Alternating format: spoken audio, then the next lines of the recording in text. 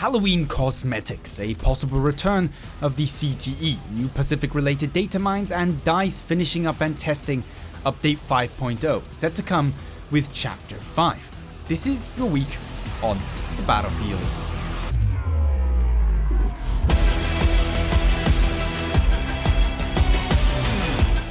Welcome to this episode of This Week on the Battlefield, the show where we cover news, updates, the community, and so much more, all around the Battlefield franchise. As per usual, there's much to cover, so let's jump straight into it.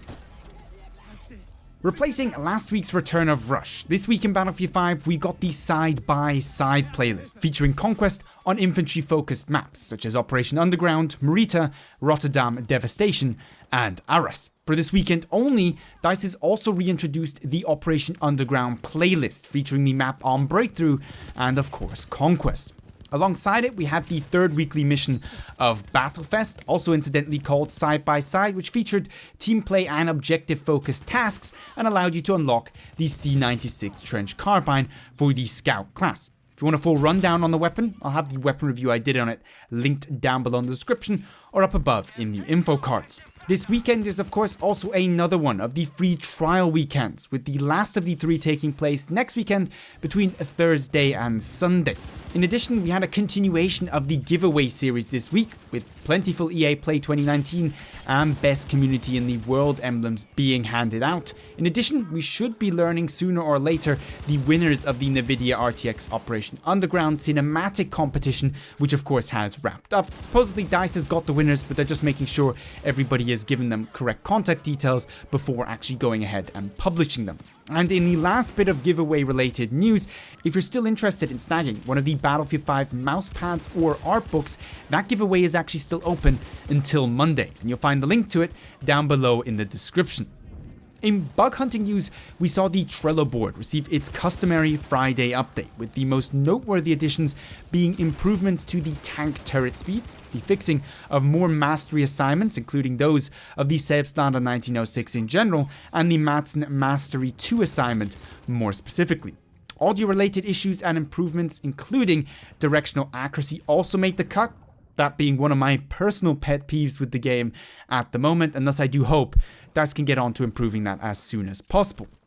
And what to expect next week? Of course, we have the final week of Battlefest, which will see the feature playlist focus on grand operations. Now, while this is a game mode that has been somewhat neglected by DICE, and undeniably this would be an ideal opportunity to deliver the long-promised Greek operation on Mercury and Merita, there is currently no word on that being the case, so it is not expected.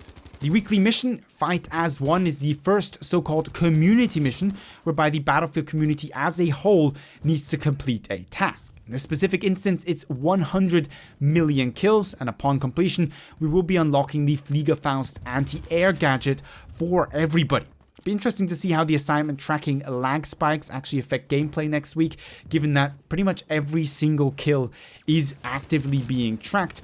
Hopefully the game is actually playable.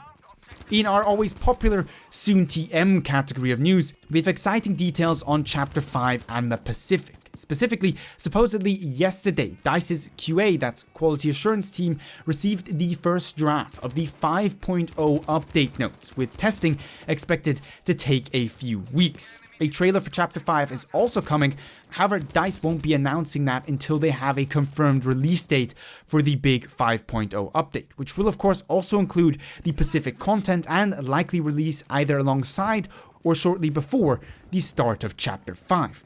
Also, as a consequence of everybody finishing up the last details for Chapter 5, the feature improvement voting system that was set to come to the Trello board around about now has been postponed until after the launch of Chapter 5. Supposedly DICE will be having a series of meetings following the launch of Chapter 5 to discuss the top requested features and improvements, after which we should see a voting system start up over on the Trello board.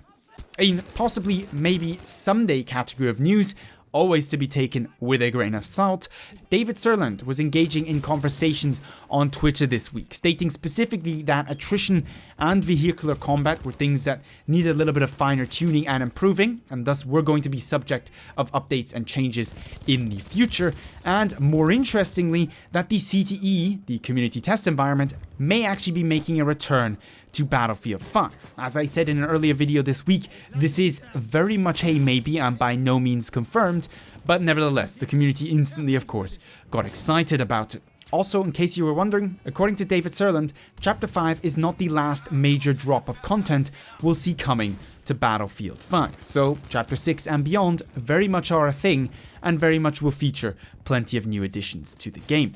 In temporal goodness, as always, of course to be taken with a generous helping of salt, given the data mining origins of the provided information.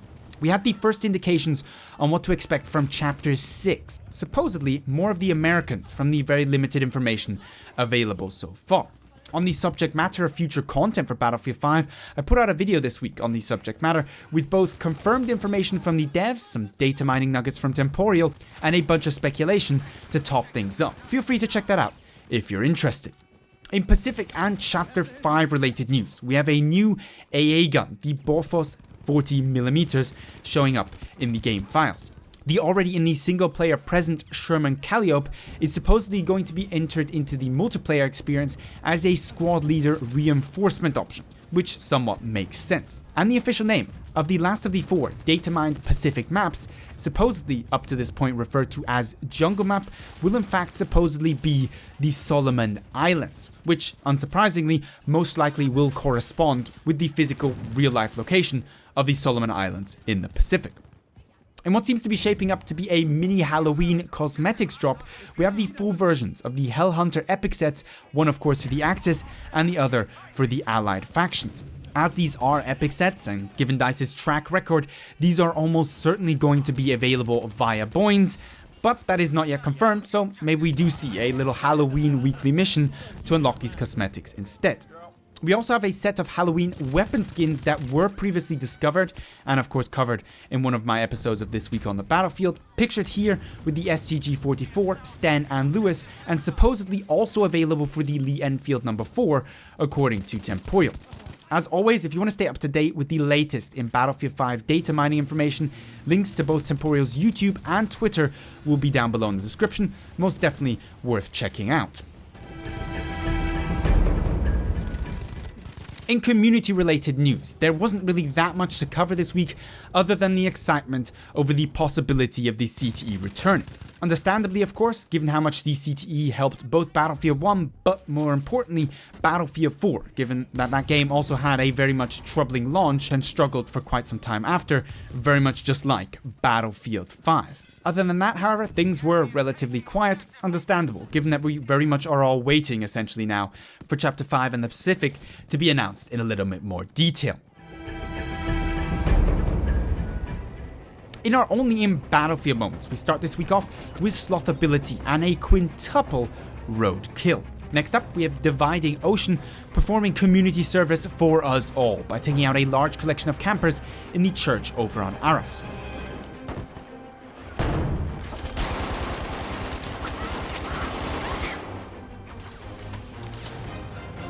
Bactic over on Operation Underground with a classic close quarter SMG spray down.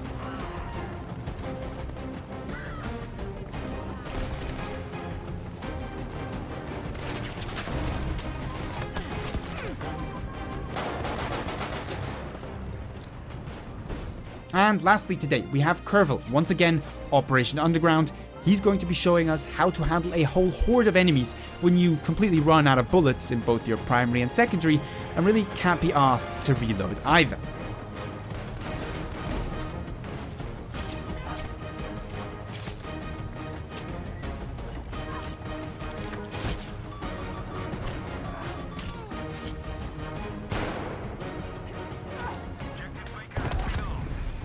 But coming to the end of this week's episode then, if you enjoyed the show, found it interesting or entertaining, don't forget to give it a thumbs up, share, and of course hit me up with your feedback, suggestions or opinions down below in the comments or over on Twitter.